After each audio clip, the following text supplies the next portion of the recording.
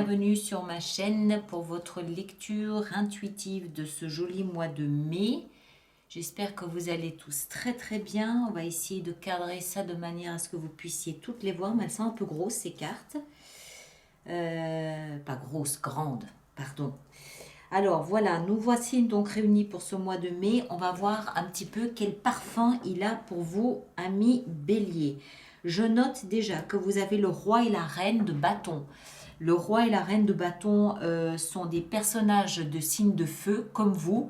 Donc ça peut très bien être vous avec un alter ego, tout à fait. Sauf que ça c'est dans la vie intérieure. Donc ça peut être une rencontre déterminante avec vous-même ou tout au moins une partie de vous-même. C'est possible aussi. Qu'est-ce qu'on a? On n'a pas d'arcane majeur, on a des épées, on a des coupes, on a des deniers, on a des bâtons. Relativement équilibré. Alors, l'énergie qui vous caractérise ce mois de mai, ce sont les amants. Alors, il y a deux lectures possibles ici, d'autant plus que vous avez la 3 de denier dans la vie sentimentale. Pour certains d'entre vous, il peut s'agir d'un triangle amoureux. Vous avec deux autres personnes, d'accord?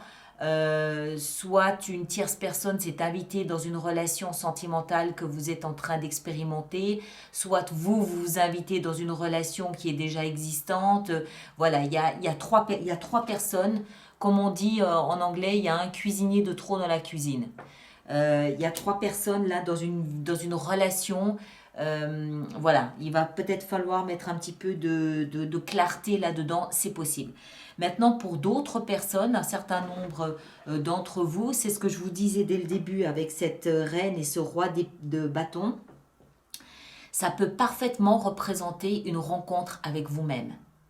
Les amants, c'est deux personnes, c'est l'alter ego, c'est l'autre partie qui correspond et qui matche parfaitement avec ce qu'on vibre, avec notre niveau à soi, notre niveau de fréquence à soi. C'est quelqu'un c'est une rencontre déterminée, déterminante, destinée. D'accord? Et comme vous avez le roi de bâton, pour moi, c'est vous Bélier. Dans la vie intérieure, vous avez la reine de bâton, donc ça peut parfaitement être ça. Ça peut aussi être cette ça y est, j'ai compris qui je suis, je me suis rencontrée. On va entrer dedans, on va essayer de comprendre tout ça. Mais l'énergie ici, tout au moins, qui vous accompagne ce mois de mai, c'est une énergie je pense, de prise de conscience qu'il y a quelqu'un qui vous correspond. Ce quelqu'un, ça peut être une personne extérieure à vous, mais ça peut être vous-même. Ça peut être la révélation d'une vocation aussi, par exemple. On va entrer dedans, on va essayer de comprendre. Donc, votre énergie ici, à vous, c'est le valet d'épée et le roi de bâton. Pour moi, le roi de bâton, je vous l'ai dit, c'est vous. Le roi, c'est-à-dire la personne qui prend des décisions, la personne qui montre le chemin, c'est le pionnier, c'est le leader, c'est celui qui dit on va aller dans cette direction, on va faire les choses de cette façon et de cette façon. Ça ne veut pas dire que vous allez être autoritaire avec votre entourage, ça veut dire que vous savez ce que vous voulez, vous savez où vous voulez aller, vous savez comment vous voulez y aller et vous y allez. C'est vous déterminé. Homme ou femme, hein, c'est vous déterminer de la direction que vous voulez suivre. Le valet d'épée, il nous parle ici de communication ou peut-être aussi de formation. Il nous parle d'Internet, il nous parle de rapidité, il nous parle d'échanges rapides. Alors, vous pouvez très bien décider de reprendre une nouvelle formation, tout à fait. Hein. Vous êtes déterminé. J'ai décidé que, point. Je décide, je communique ma décision aux intéressés, où je mets en place ce qu'il faut pour que ma décision soit connue à qui de droit. C'est-à-dire que, quel que soit votre projet, vous informez les gens, les personnes concernées. Vous pouvez communiquer de manière un petit peu même brutale, brutale. C'est pas brutal, je pense pas. Pour moi, c'est juste, voilà ce qu'il en est, point. J'ai décidé et j'informe de ma décision. C'est tout. C'est ce que je pense. On continue, on va voir. Hein. Dans votre vie, ici, dans ce que vous désirez le plus, on a la 6 de coupe. Ce que vous désirez le plus peut avoir un rapport avec les enfants ou avec votre enfance ou avec votre passé. il y a quelque chose du passé qui refait surface. Ça peut être une personne, c'est quelque chose qui vous bouleverse, c'est quelque chose qui vous émeut, c'est quelque chose qui vous touche à l'intérieur. Et ce quelque chose refait surface. C'est quelque chose peut-être que vous souhaitez rétablir, que vous souhaitez, auquel vous souhaitez vous reconnecter. Ça peut être une personne, ça peut être un événement, ça peut être un souvenir. C'est quelque chose que vous souhaitez, je pense, rétablir. Hein? Il y a un rétablissement de quelque chose du passé. Je ne sais pas ce que c'est, ça peut toucher tous les domaines. Ça peut être récupérer la maison dans laquelle vous avez grandi, ça peut être retourner dans le village dans lequel vous avez évolué, vous avez grandi. Quelque chose du passé que vous souhaitez rétablir, parce que ça vous touche. Et comment est-ce que vous vous y prenez pour rétablir ce quelque chose du passé? Vous laissez de côté les regrets. Vous écoutez votre cœur et vous faites ce que votre cœur vous dit de faire. C'est ça, cette décision. Vous prenez une décision qui implique que vous laissez la nostalgie derrière, la mélancolie derrière et les regrets. Il y a quelque chose que vous semblez regretter. Vous décidez que c'est bon, stop, j'arrête les regrets loin derrière et je rétablis quelque chose de mon passé, quelque chose que j'ai peut-être regretté toute ma vie. Encore une fois, hein, une personne, un événement, un objet, un souvenir, je ne sais pas, un lien, je ne sais pas.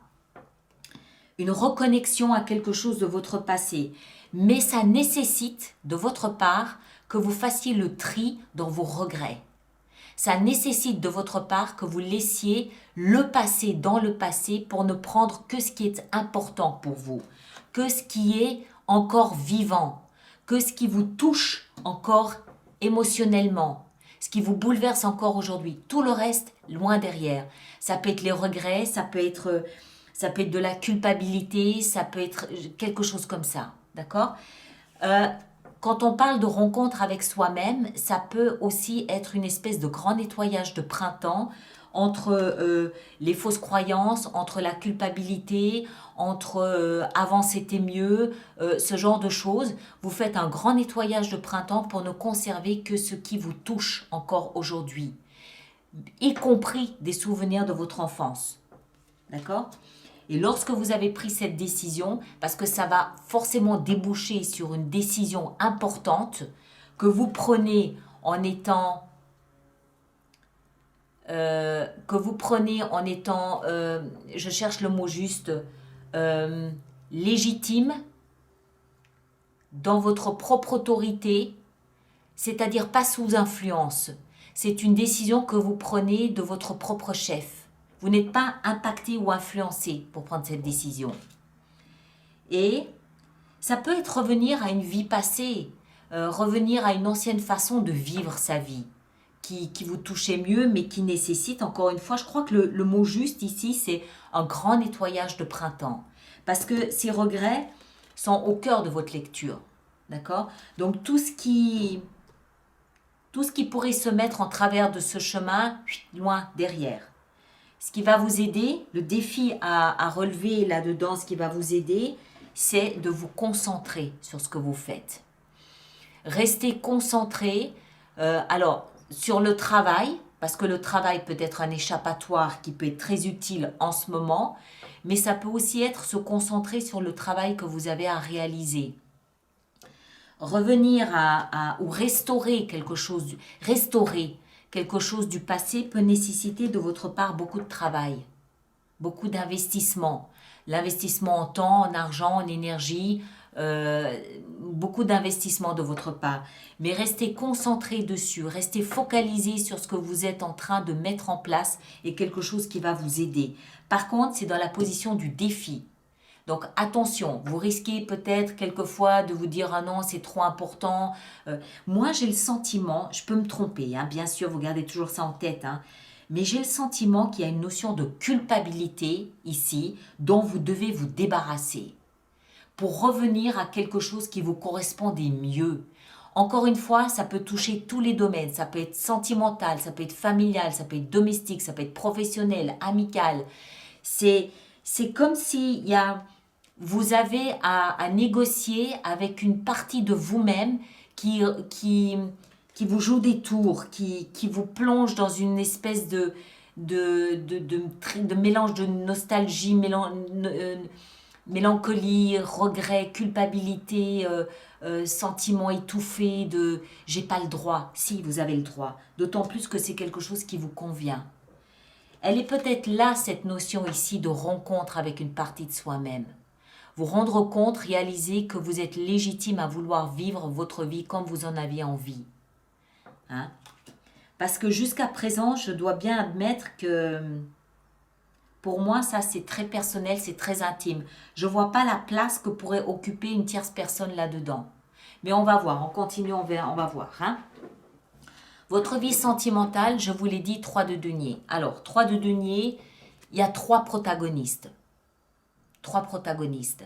Alors, bon, déséquilibre dans un couple, bien sûr. À partir du moment où il y a une personne extérieure qui s'invite, c'est jamais très très bon. On n'est pas là pour juger quoi que ce soit, qui que ce soit vous, que ce soit quelqu'un d'autre. Voilà, assurez-vous peut-être de communiquer clairement vos intentions, vos émotions, ce genre de choses.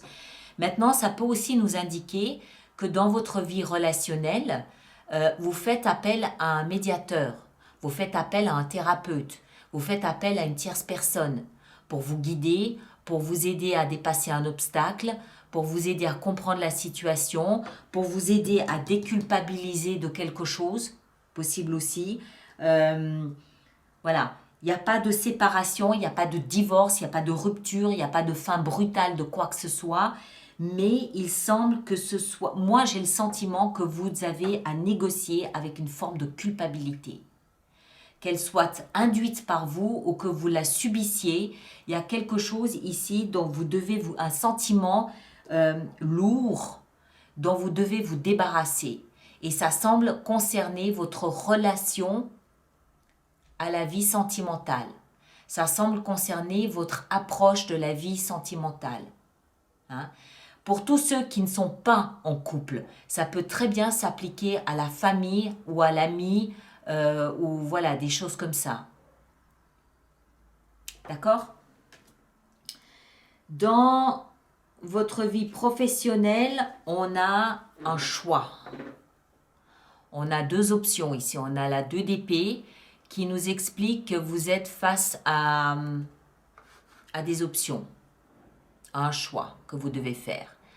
En même temps, cette énergie, cette carte nous indique que vous êtes relativement serein.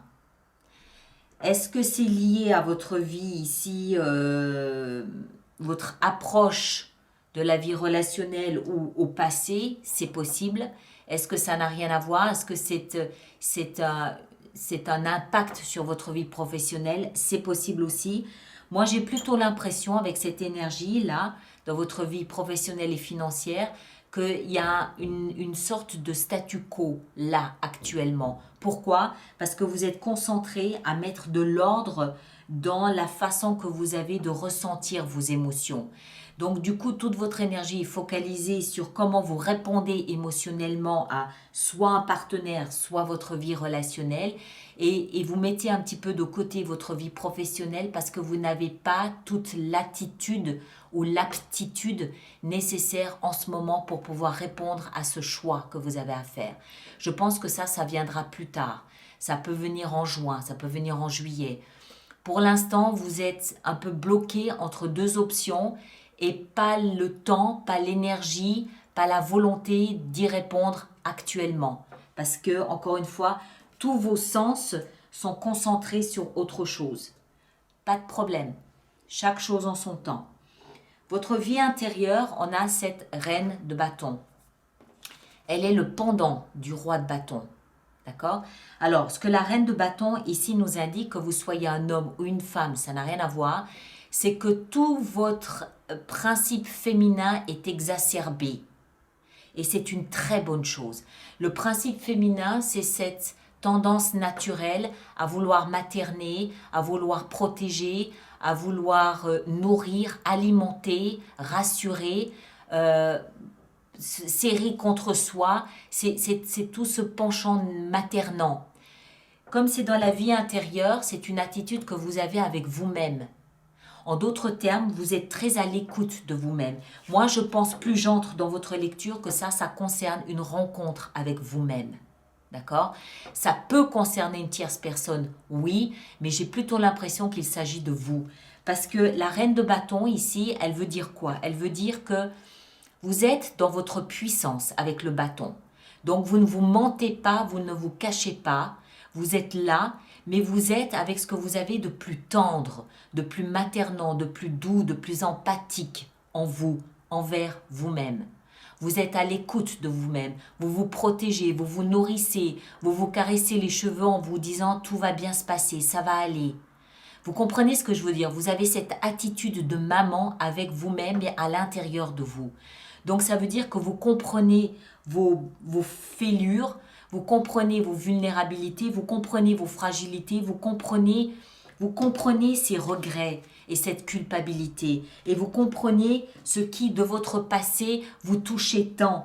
Peut-être aussi que vous retournez à cette période où vous étiez enfant pour retrouver ce côté je suis rassurée, je me sens bien, je suis bien avec moi-même, je me protège, je prends soin de moi. D'accord?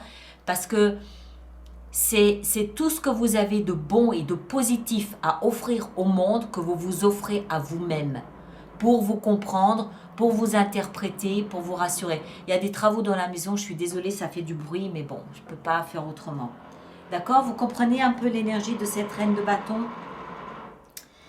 Et en fin de mois, on a la 4 d'épée qui nous explique que vous êtes dans une phase de guérison, dans une phase de repos physique, psychologique, mental, cérébral.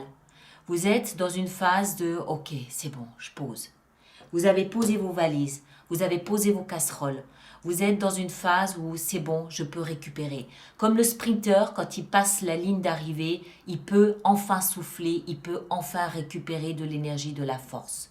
En fin de mois, vous sentez, je pense, que vous avez traversé une cuvette. Donc, pour revenir à ce que je disais depuis le début, c'est une rencontre avec vous-même. Une rencontre déterminante avec vous-même qui va vous permettre de passer à une autre phase. On va le voir, je pense, le mois prochain, surtout au niveau professionnel. D'accord? Là, c'est, je pense, vraiment un grand nettoyage de printemps au niveau de la culpabilité, au niveau de ce qui vous empêchait d'avancer comme vous aviez envie d'avancer. Mais ce qui est intéressant, c'est que vous le comprenez et que ce pardon, entre guillemets, c'est pas une résurrection, c'est cette étape, c'est un cadeau que vous offrez à vous-même. Ça vient pas de l'extérieur, ça vient de l'intérieur, ça vient de la reine de bâton. C'est vous qui vous offrez ce grand pardon à vous-même. D'accord? Donc je pense que c'est une étape cruciale ici dans votre évolution. Alors, on va préparer notre extension pour cette lecture. Donc, je rappelle pour toutes les personnes à qui cette lecture fait résonance qu'il existe une extension qui se trouve sur mon site internet alice-nicolas.com. 8 d'épée. Très bien. Et que pour les personnes qui vont régulièrement se procurer des extensions, j'ai mis en place un système d'abonnement qui est économiquement plus intéressant pour vous. Toutes les informations se trouvent sur mon site internet alice-nicolas.com ou dans la boîte de dialogue là-dessous. Ici, entre les deux, on a quoi? La 4 de denier. Ok. Très bien. Très bien. Stabilité. Vous ne faites pas les choses n'importe comment non plus. Et puis, je peux rajouter des cartes durant l'extension si j'estime que c'est nécessaire. Hein. Alors, ici, ce que vous désirez le plus, ah ouais, 10 d'épée, oui, oui. Vous êtes en pleine sortie d'un traumatisme en vous octroyant le pardon que vous avez à vous octroyer à vous-même. S'il faut d'une autre personne, ça viendra après. Et à la limite, j'ai presque envie de dire que vous n'en avez même pas besoin. Vous êtes en train de vous aimer. Vous êtes en train de vous comprendre, vous êtes en train de vous pardonner, d'avoir peut-être cru en quelque chose et c'est important. Franchement, c'est une étape là, je pense, importante. Qu'est-ce qu'on a avec cette 5 de coupe? On a la 5 de denier. Punaise, waouh! C'est un mois dont vous allez vous souvenir. Qu'est-ce qu'on a ici avec la 8 de denier? On a l'ermite. Excellent. Très bien. Parfait. La 3 de denier ici dans votre vie sentimentale. L'empereur. Parfait. Excellent. C'est vous ça. La 2 d'épée dans la vie professionnelle. On a le pendu. Qu'est-ce que je vous disais? Ça va être le mois prochain, la résolution professionnelle. Là, vous êtes concentré à autre chose. Là, cette magnifique reine de bâton dans votre vie intérieure. La 7 de denier. Très bien. Et en fin de mois, 4 d'épée, qu'est-ce qu'on a? On a la justice. Eh bien oui, logique, évident. Hein? Justice est faite. Vous permettez d'accéder à une forme de justice. Eh bien, bravo. Roi de denier là-dessous. Allez, je vous laisse ici. Merci de vous abonner, de laisser vos commentaires, de partager, de liker. Et puis, on se retrouve pour l'extension juste dans le lien là-dessous. D'accord? Merci à vous tous et à très bientôt.